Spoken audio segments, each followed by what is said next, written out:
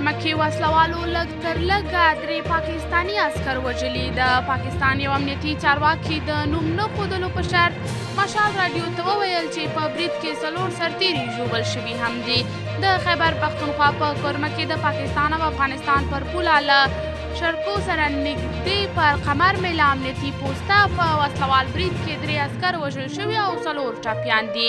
په سیمه کې د پاکستان یو امنیتي چارواکي د نوم نه ښودلو په شرط مشال راډیو ته وویل د فبرورۍ پر 5مه ماخوستن مهال د افغانستان له خوست څخه پر دوی نامعلومه وسلوالو ډزې کړي چې پکې 3 سرتیري وژل شوي او 4 نور ټپیان شوي دي.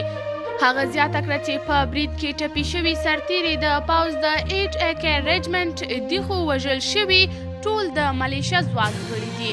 چارواکي وویل تر اوسه دا نه ده معلومه چې بریدګر د کومې وسلوالې ډلې کړي دي، خو د په وینا د دوی د چټکو عملیاتو له کبله د وسلوالو برید پر شا تمبول شوی او هغوی بیرته افغانستان ته تښتېدلي دي. په افغانستان کې د واکمنو طالبانو لخوا تر اوسه په دې اړه څه غبرګون مخې ته نه دی راغلی. قدرمنو لیدونکو، تاسې د دې موضوع په هکله څه نظر لرئ؟ خپل نظریات را سره په کمنټ کې شریک، ویډیو لایک او چینل سبسکرایب کړئ.